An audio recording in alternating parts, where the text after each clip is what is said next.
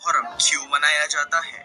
अगर आप हमारे इस चैनल पर पहली बार आए हैं तो चैनल को सब्सक्राइब कर लीजिएगा फ्यूचर में ऐसे ही नॉलेजेबल वीडियोस की नोटिफिकेशन सबसे पहले पाने के लिए। So friends, here the fact begins.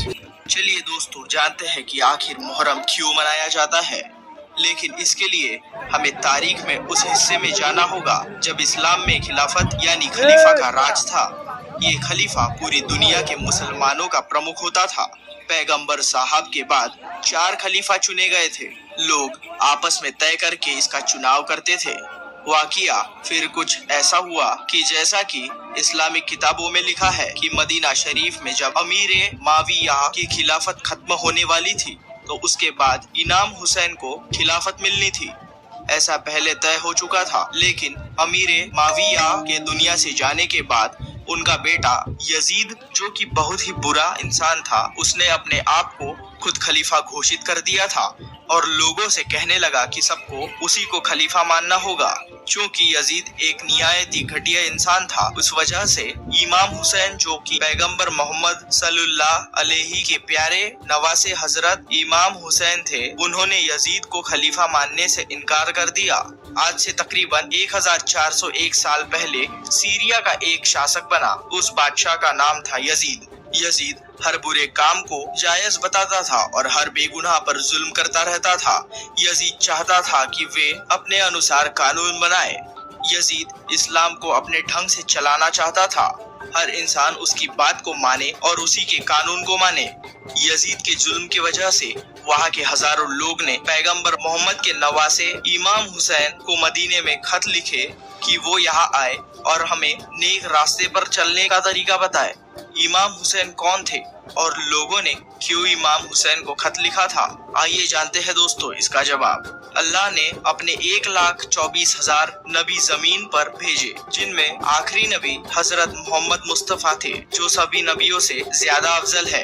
हजरत मोहम्मद के दामाद हजरत अली और उनकी बेटी जनाबे फातिमा जहरा थी, जिनके 2 बेटे थे। पहले थे इमाम हसन, जिन्हें जहर देकर मार दिया गया था, और दूसरे थे इमाम हुसैन। इमाम हुसैन अपने नाना हजरत मोहम्मद के नेक रास्ते पर चलते थे। इमाम हुसैन बेसहारा को सहारा देना पसंद करते थे। किसी पर जुल्म ना करना, सच का साथ देना, हक को हकदार तक पहुंचाना, इंसानियत को बचाना समेत हमेशा हलाल काम की तरफ ही रहते थे। इमाम हुसैन अज़ की शान में जितना बोले उतना कम है। जिस वक्त शाम यानी सीरिया का बादशाह यजीद बना था, उसने अपने हर आसपास के शहरों पर अपनी जबरदस्ती हुकूमत करना शुरू कर दिया था। उसने सभी जगहों पर खत भी भिजवा दिए थे कि सभी लोग यजीद की बैयत यानी उसकी हर बात माने। इमाम हुसैन को भी उसने कहा था कि उसकी बैयत करे, लेकिन इमाम हुसैन ने उसकी बैयत न की और इमाम हुसैन ने कह दिया कि मुझ जैसा तुझ जैसे की बैयत नहीं करेगा। यजीद का जुल्म दिन ब दिन बढ़ता जा रहा था। तभी इराक में एक जगह कूफा के हजारों लोगों ने इमाम हुसैन को खत लिखा कि आप हमारे यहाँ आइए और अपने नेक रास्ते पर हमें चलाइए।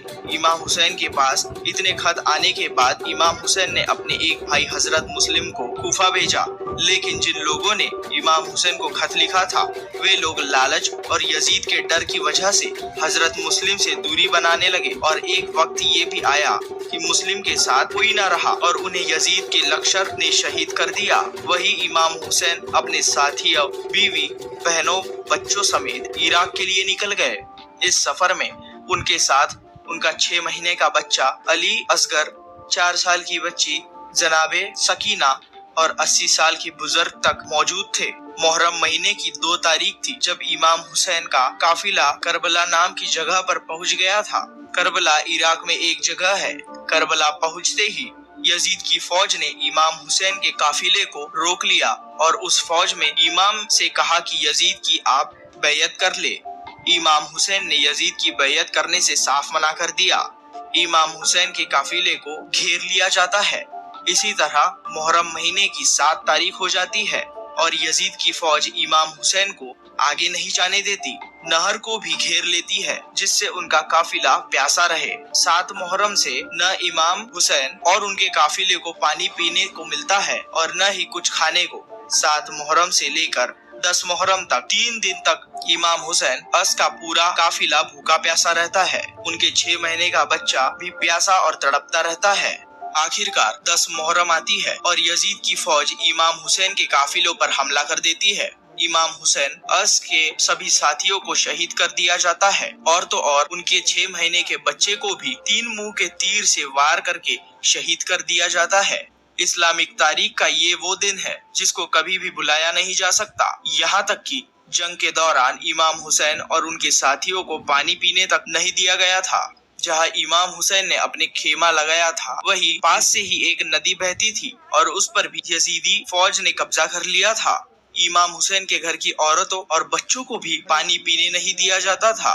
यजीदी फौज जुल्म की इंतहा पे पहुंच गई थी। तपते रेगिस्तान में मासूम छोटे बच्चे इमाम हुसैन के साहबजादे 6 महीने के अली असगर को भी यजीदी लोगों ने हलक के तीर मार कर शहीद कर दिया था। मगर इस्लाम के ऐसे मानने वाले इमाम हुसैन की उन्होंने यजीद जैसे घटिया इंसान को खलीफा मानने से अच्छा शहीद हो जाना समझा और कयामत तक के लिए ये पैगाम दे दिया गया कि जो भी इस्लाम का सच्चा मानने वाला होगा वो कभी किसी गलत बात को बर्दाश्त नहीं करेगा।